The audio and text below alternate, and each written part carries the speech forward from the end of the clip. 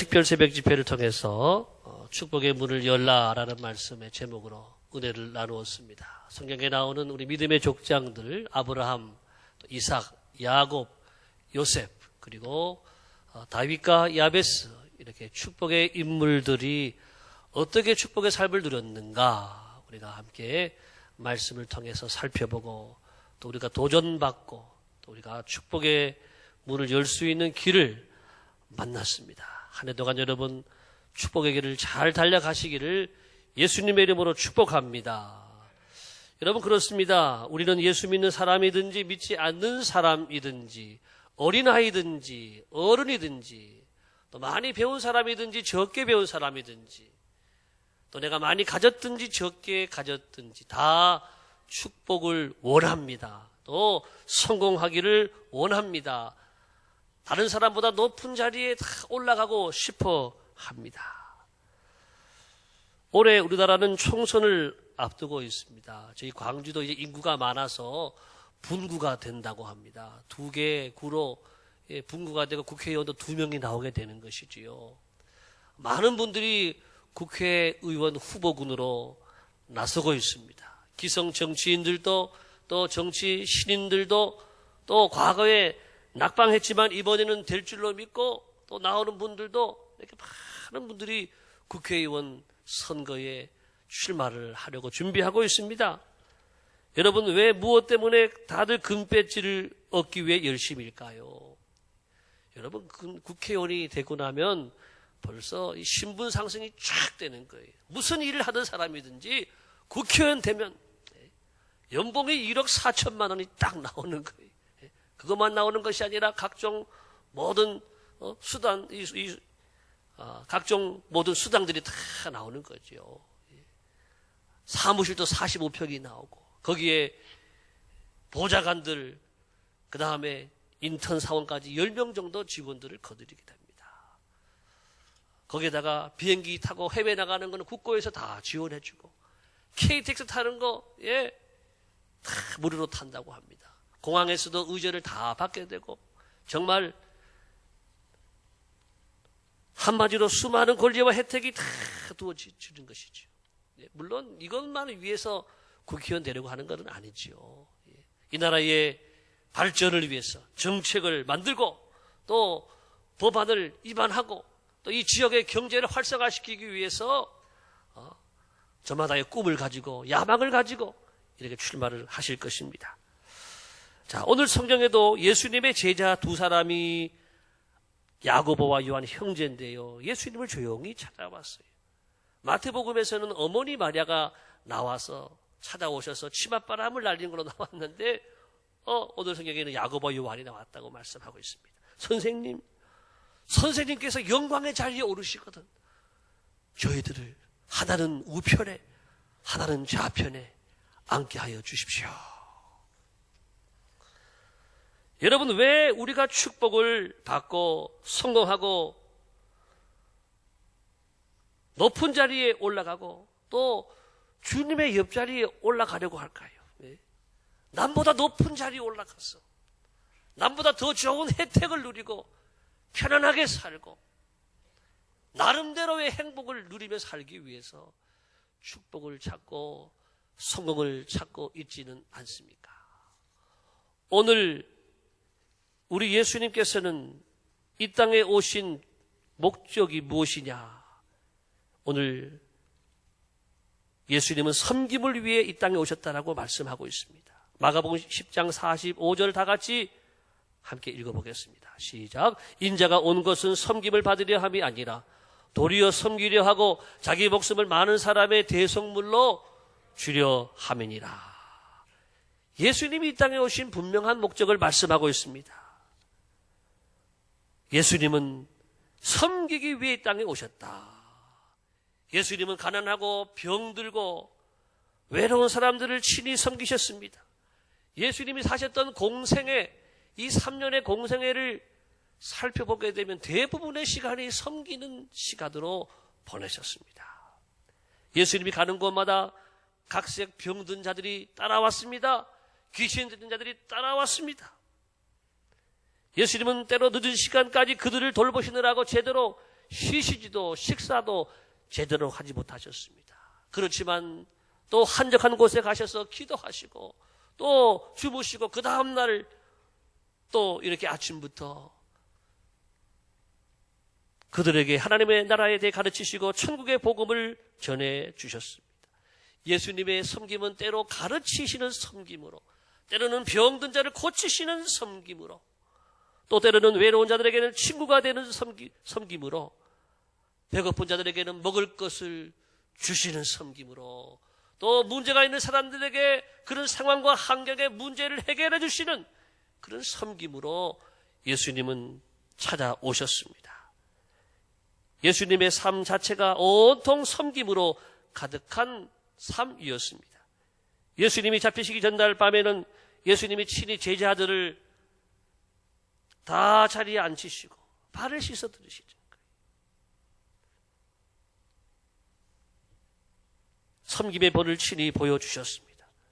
여러분, 그러면 예수님이 왜 이렇게 죄인들을 섬기시고 병든 자들을 섬기고 수많은 문제 있는 사람들을 섬기시고 또 제자들까지 예수님이 섬기셨는가?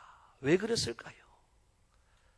단순히 그들의 병을 고쳐주기 위해서, 그들에게 먹을 것을 해결해주고 그들에게 문제 있는 것들을 해결해 주시기 위해서 단순히 그런 목적으로 주님이 섬기셨을까요?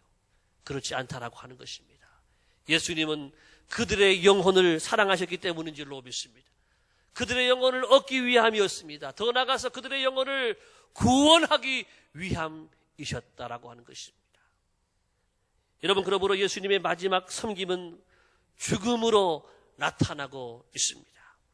예수님은 우리의 죄와 허물로 인해서 친히 십자가에 달려 죽으심으로 우리를 섬기셨습니다. 예수님이 채찍에 맞으심으로, 피 흘리심으로 저와 여러분을 섬기셨습니다. 머리에 가시관을 쓰셨습니다. 얼마나 아픕니까? 피가 내려옵니다. 옆구리에 창을 찔리셨습니다. 그 고통으로, 그 아픔으로 우리를 섬기셨습니다. 앞에 있는 군병들이, 사람들이 말합니다. 너가 진짜 예수냐? 너를 한번 구원해봐라. 온갖 조롱과 모욕과 멸시를 다 당하시면서 예수님이 저와 여러분을 섬기셨습니다. 그리고 예수님은 다 이루었다 하시고 십자가에서 달려 돌아가셨습니다. 그리고 여러분, 예수님이 그 죽음으로 저와 여러분을 죄와 사망에서 영원한 하나님의 생명으로 우리를 구원하셨습니다. 그 섬김으로 구원을 우리에게 선물로 주셨어요. 이사야 성경은 이렇게 말합니다. 53장 5절 6절 다 같이 시작. 그가 찔림은 우리의 허물을 인함이, 그가 상함은 우리의 죄악을 인함이다.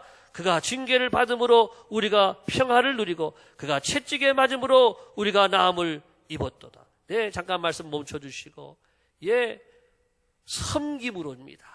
찔림과 상함, 징계받음, 채찍에 받음, 이 모든 섬김으로 우리를 낫게 하시고 우리를 죄에서 구원하시고 하나님의 자녀 삼아 주신 줄을 믿습니다. 주님의 섬김으로, 주님의 죽음으로 이 모든 것이 가능했습니다. 예수님의 섬김은 최고의 섬김이요, 이로써 예수님은 섬김의 왕이 되신 것입니다. 여러분, 역사적으로 존경받는 하나님의 사람들은 모두가 다 섬기는 사람들이었어요. 시바이처 박사, 우리가 아주 잘 아는 사람이죠. 위대한 섬김의 왕 예수님을 본받아서 자기의 생명을 가난하고 병들고 억압받는 자를 위해서 일평생 섬기는 일로 바쳤습니다. 우리나라에도 슈바이처 박사 같은 분이 있어요. 히말라야의 슈바이처라고 하는, 바로 슈바이처, 히말라야의 슈바이처라고 하는 이 강원희 선교사님이라는 분이 계세요. 이분은 연세대학교 의과대학을 나오시고 전주 예수병원에 계실 때에 선교사님을 통해서 여러 가지 도전을 받고 선교사님이 진료하시는 그 모든 모습을 보면서 참으로 꿈을 가지게 되었어요. 나도 이분처럼, 나도 이 선교사님처럼 나가서 선교를 해야 되겠다. 오지에 가서 내가 병든 사람, 의료택을 보지 못하는 그 사람들에게 내가 도움을 줘야 되겠다. 그래서 이분이 이제 그 다음에는 속초에 가서 병원을 개업을 하게 되었습니다. 병원이 잘 됩니다. 병원이 아주 인산인해를 이루는데 어느 날 떠나시는 거예요. 병원이 잘 되면은 내가 돈 더 많이 벌어야지 할 수 있잖아요. 그런데 49살 젊은 나이에 비행기 타고 날아가는 거예요. 히말라야 산맥에 있는 네팔에 가서 그 오지에 가서 이 수많은 이 환자들을 돌보는 사역을 시작을 하는 거예요. 여러분 한 해 두 해 할 수 있지요. 3년 4년 5년 정도 할 수 있지요. 10년 이상을 하시는 거예요. 그리고 방글라데시에 가서 또 에티오피아에 가서 또 지금 다시 네팔로 가셔서 34년에 걸쳐서 지금까지도 80이 넘은 고령에도 이 아름다운 삶을 살고 계시다 라고 하는 것입니다. 지금은 고인이 된 테레사 수녀를 가까이 하는 사람마다 그녀의 순결한 인격의 감동을 받는다고 합니다. 특히 시기심이나 질투 없이 살아가는 모습이 주변 사람들에게 오히려 경이감을 안겨주었다고 합니다. 하루는 수녀님과 함께 일을 하던 사람이 한 어린이의 상처에 난 고름을 짜고 있던 테레사 수녀에게 물었습니다. 수녀님, 당신은 높은 자리에서 편안히 사는 사람들을 볼 때 부러운 마음이 들지 않습니까? 그렇게 물었더니 이렇게 대답을 하는 거예요. 허리를 굽히고 섬기는 사람들에게는 위를 쳐다볼 수 있는 시간이 없답니다. 허리를 굽히고 일하는데 내가 위에 있는 사람이 어떠한지 그들을 살피고 그들을 생각할 겨를이 시간이 없다라고 하는 것입니다. 저들은 많은 섬김을 통해서 많은 사람들을 사랑으로 돌보고 많은 영혼들을 주님께로 인도했습니다. 육군사관학교 교정에 가게 되면 여러분 강제구 소령 이분의 동상이 이렇게 있습니다. 이분이 누군지 여러분들 다 아시죠? 강제구 소령은 월남 파병을 위해서 부하들을 훈련시키는 도중에 부하 한 사병이 그만 실수로 수류탄이 오발이 되었습니다. 그래서 발 앞에 떨어졌는데 가만히 뒀다가는 다 부상을 당하거나 죽을 수밖에 없는 거예요. 다 피해라 하면서 이 강제구 소령이 그 수류탄 거기를 향해 달려가는 거예요.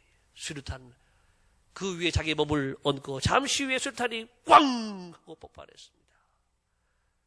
그 몸은 산산조각이 되었지만 그들을 살아가는 사병들은 다 살게 되었다라고 하는 것입니다. 강제구 소령은 이 땅의 모든 군인들의 가슴 속에 몸으로 섬긴 지도자가 되었습니다. 성경에 나오는 말씀 같이 읽어볼까요? 요한복음 12장 시작. 내가 진실로 너희에게 노니 한 알에 미리 땅에 떨어져 죽지 아니하면 한 알 그대로 있고 죽으면 많은 열매를 맺느니라. 자기 생명을 사랑하는 자는 잃어버릴 것이요 이 세상에서 자기 생명을 미워하는 자는 영생하도록 보존하리라. 한 사람 강제구 소령으로 인해서 수많은 우리 병사들의 생명이 살게 되었습니다. 우리 예수님 한 분의 그 죽으심을 통해서 온 인류의 생명이 살게 된 줄을 믿습니다.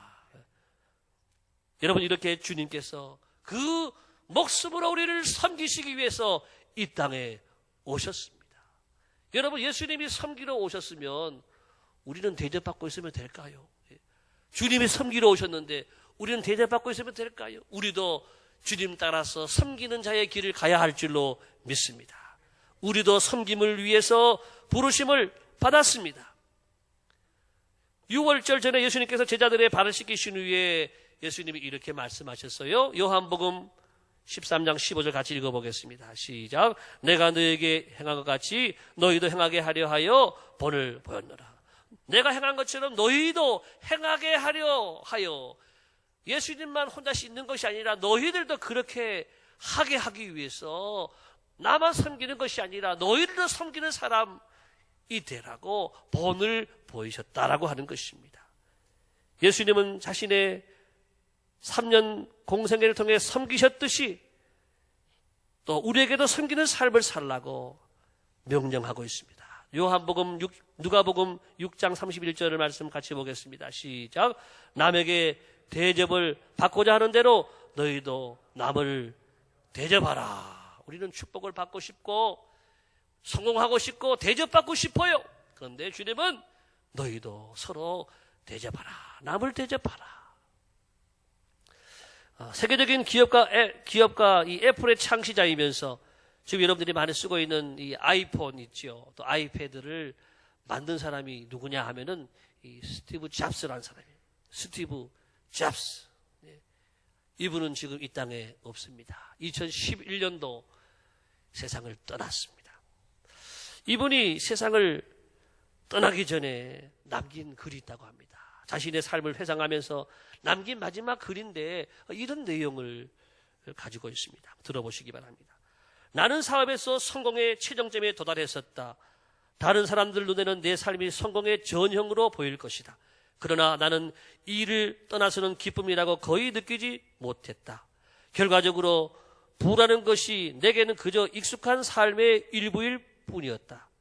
지금 이 순간에 병석에 누워 나의 지난 삶을 회상해보면 내가 그토록 자랑스럽게 여겼던 주위의 갈채와 막대한 부는 임박한 죽음 앞에서 그 빛을 잃었고 그 의미도 상실했다. 어두운 방 안에서 생명보도장치에서 나오는 푸른 빛을 물끄러미 바라보며 낮게 웅웅거리는 그 기계 소리를 듣고 있노라면 죽음의 사자의 숨길이 점점 가까이 다가오는 것을 느낀다. 이제야 깨닫는 것은 평생 배 굶지 않을 정도의 부만 축적되면 더 이상 돈 버는 일과 상관없는 다른 일에 관심을 가져야 한다는 사실이다. 그건 돈 버는 일보다는 더 중요한 무언가가 되어야 한다. 그건 인간관계가 될 수 있고 예술일 수도 있으며 어린 시절부터 가졌던 꿈일 수도 있다. 쉬지 않고 돈 버는 일에만 몰두하다 보면 결과적으로 비뚤어진 인간이 될 수밖에 없다. 바로 나같이 말이다. 부에 의해 조성된 환상과는 달리 하나님은 우리가 사랑을 느낄 수 있도록 감성이란 것을 모두의 마음에 넣어주셨다. 마지막에 사랑을 깨달은 거예요, 이분이요. 평생에 내가 벌어들인 재산은 가져갈 도리가 없다. 내가 가져갈 수 있는 것이 있다면 오직 사랑으로 점철된 추억뿐이다. 그것이 진정한 부이며 그것은 우리를 따라오고 동행하며 우리가 나갈 힘과 빛을 가져다 줄 것이다. 현재 당신이 인생의 어느 시점에 이르렀든지 상관없이 때가 되면 누구나 인생이란 무대의 막이 내리는 날을 맞게 되어 있다. 가족을 위한 사랑과 부부간의 사랑 그리고 이웃을 향한 사랑을 귀히 여겨라. 자신을 잘 돌보기 바란다. 이웃을 사랑하라. 예수님 말씀이 아니라 스티브 잡스가 마지막에 이런 글을 남겼다라고 하는 거예요. 이분은 어릴 때 자기의 꿈과 희망, 소망을 이룬 사람이잖아요.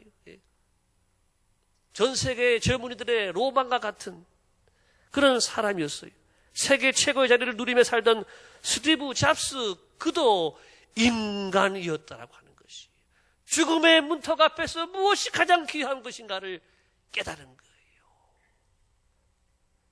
가장 후회스러웠던 일, 더 나누지 못하고 더 베풀지 못하고 사랑하지 못하고 살았던 것이 가장 후회가 된다라고 하는 것입니다.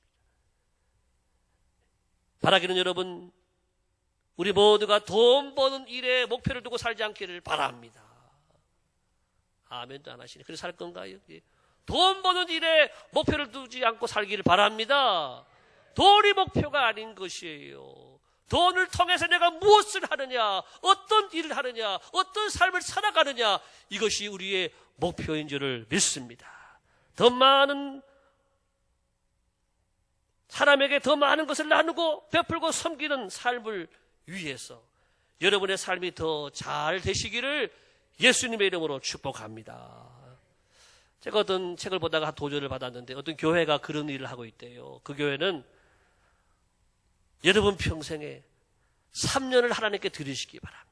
예수님이 우리를 위해서 생명을 다 주셨는데 3년을 못 드리겠습니까? 그래서 1년은 교회를 위해서, 1년은 이웃을 위해서, 또 세 번째 3년은 세계를 위해서 쓰라고 하는 거예요. 그래서 첫 해는 1년은 여러분들이 교회가 직장이 되는 거예요. 아침 9시에 출근해가지고 6시에 퇴근하고 교회 와서 목사님 뭐 도와드릴 거 없습니까? 교회 청소도 하고 쓰레기 정리도 하고 교회 본당도 닦고 쓸고 다 광을 내고 또 교인들한테 편지도 쓰고 또 문자 카톡도 보내고 교회를 섬기는 일을 위해서 1년을 보내는. 또 그 다음에는 기관에 가서, 복지기관이 많잖아요. 양로원에 가서, 고아원에 가서, 또 장애인 시설에 가서 돕는 모욕도 시켜드리고, 말벗도 해주고, 밥도 같이 짓고, 예, 설거지도 하고, 청소도 같이 하면서 그들과 더불어 지내는 거예요. 그리고 1년은 복음이 항무한 땅, 전 세계 미전도 종족, 또 아직도 미개하여서 도움이 필요한 그 세계를 찾아가는 거예요. 여러분, 나가려고 하면 길이 다 있습니다.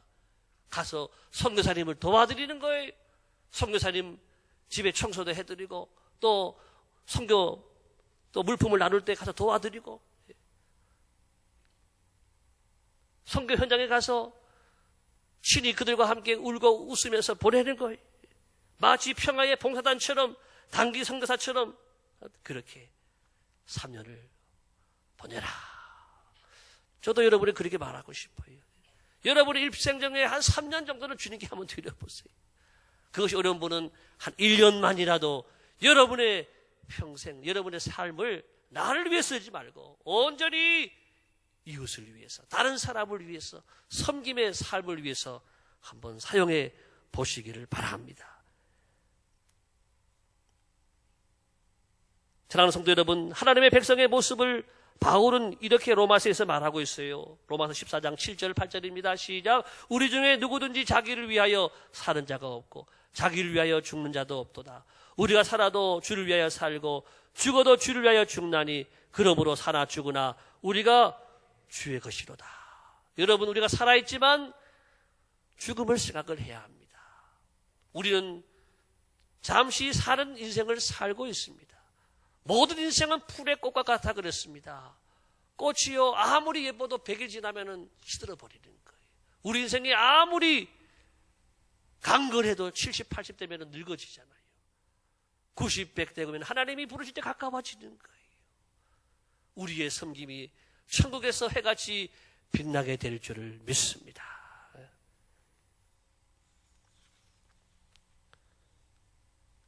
천국의 기쁨을 맛본 어느 부부의 이야기를 들려드리겠습니다. 미국의 어느 마을에 사는 아름다운 한 부부가 있었습니다. 그들은 서로에게 감사했어요. 남편이 되어준 것을 감사하고 아내가 되어준 것을 감사하고 하나님이 우리를 짝으로 만들어줬다라고 믿었습니다.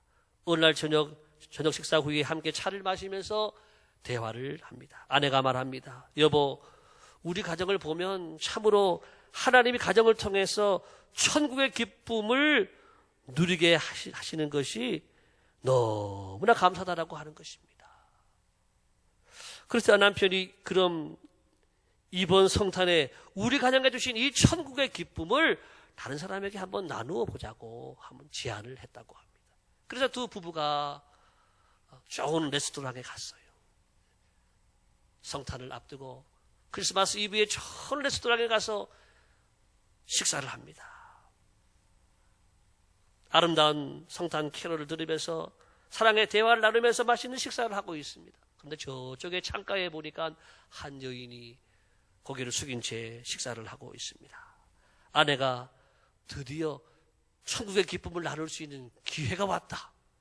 여보, 당신이 가서 먼저 식사 계산을 하라고 하는 거예요. 저 여인의 식사값을 지불하라고 하는 거예요. 그러면서 본인이 예쁘게 카드를 써가지고 주는 거예요. 그 카드를 가지고 누가 대접했다고 말하지 말라고 그러고 이렇게 전달했다라고 하는 것입니다. 잠시 후에 그 여인이 식사를 마치고 카운터에 갔는데요. 카운터에 갔더니 어떻게 됐어요? 누군가가 당신의 식사값을 대신 지불했습니다. 라는 거예요. 그러면서 그분이 남긴 카드가 여기 있습니다. 그 카드를 딱 읽어보는데 이렇게 적혀 있는 거예요. 천국의 기쁨을 나누고 싶어 당신에게 저녁 식사를 선물합니다. 메리 크리스마스. 이 여인이 이 편지를 읽고 가슴이 얼마나